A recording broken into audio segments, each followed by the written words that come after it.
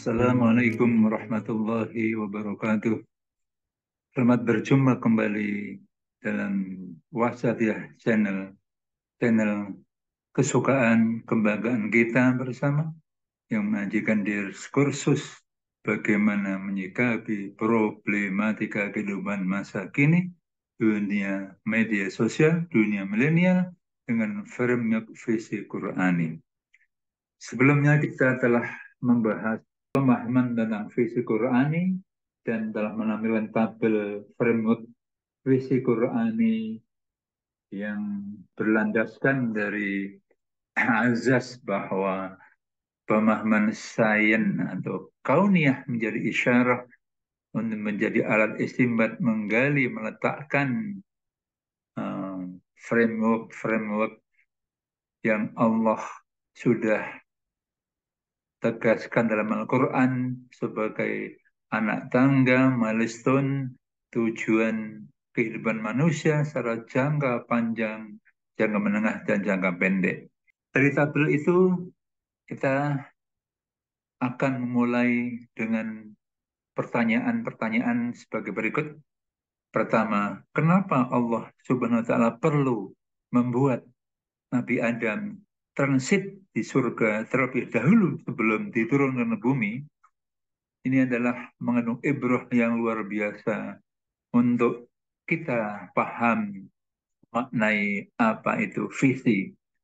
Bagaimana dijelaskan oleh ahli tafsir Profesor Quraisyihab bahwa kata jannah surga dari al-jananu yang berarti ya, hal yang tertutup tidak mampu dijangkau oleh akal pikiran kita. Jadi Allah menuntun bahwa ada tujuan hidup jangka panjang yang dilukiskan betapa indahnya, betapa nikmatnya kita di sana sebagai tujuan akhir nanti kita hidup setelah mati, yang mana itu adalah nyata dan telah dibuktikan oleh Nabi Allah Adam alaihissalam menempati tempat surga ini sebelum diutus sebagai khalifah di muka bumi. Ini tercantum dalam surat Al-Baqarah ayat 35, surat Fussilat ayat 30, surat An-Nazi'at ayat 40-41, maupun surat Yasin ayat 55, 58, Al-Ghasyiyah ayat 8-16. Jadi secara panjang lebar Allah menyampaikan pendidikan penjelasan tentang visi apa di mana tujuan hidup kita jangka panjang nanti. Kemudian berikutnya kita akan bertanya kembali, apakah makna penjelasan Allah bahwa manusia akan dijadikan khalifah fil ardi? Ini adalah menyangkut tentang makna misi kehidupan. Makna dari kita diciptakan sebagai khalifah adalah menjelaskan siapa kita dan apa yang akan kita lakukan.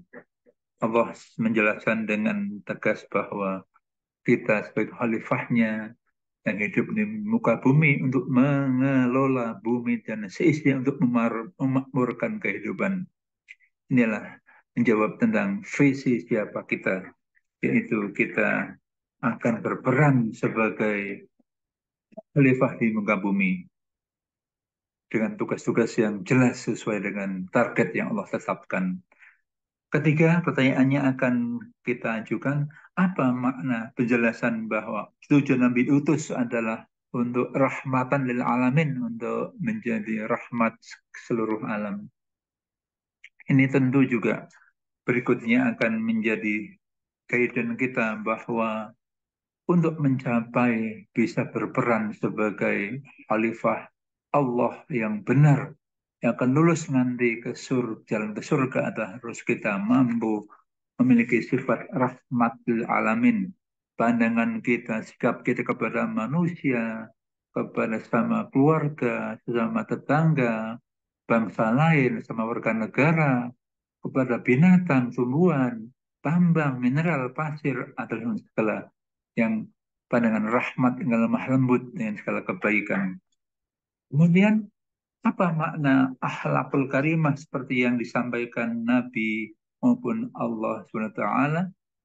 Jadi ini juga menjadi guide dan bimbingan kepada kita bahwa kita akan bisa berperan, bersikap menjadi tokoh, menjadi lakon rahmatan alamin tatkala kita bisa memiliki akhlakul karimah. Kemudian apa mana qalbun salim yang Allah tegaskan bahwa ciri-ciri hamba yang bisa berjumpa Allah di hari kebangkitan nanti adalah memiliki qalbun salim, hati bersih. Inilah juga menjadi bimbingan pada kita bahwa tidak mungkin kita memiliki akhlak yang baik, sifat yang baik kalau kita tidak memiliki qalbun salim, hati yang lembut. Atau kalau juga bisa kita balik bahwa tatkala kita masih memiliki sifat yang jahat, pembenci, pendendam, dan lainnya adalah bukti bahwa kita hatinya masih kotor, belum bersih, belum lembut.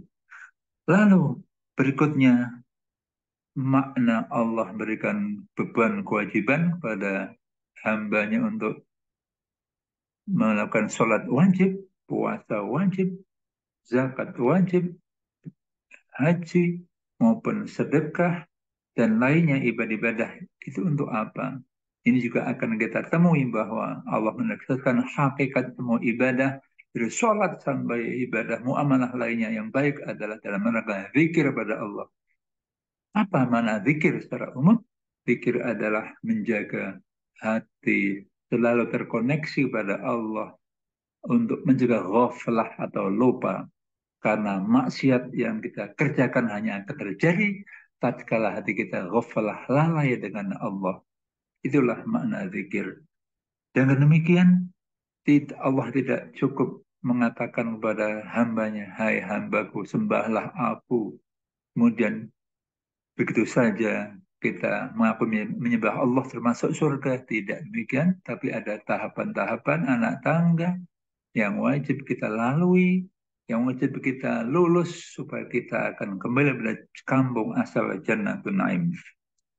Nah, berikutnya kita akan menyadari bahwa tema sentral dari semua framework strategi kehidupan kita menuju tujuan akhir hari kebangkitan nanti kita selamat masuk surga adalah qalbun salim, hati yang bersih.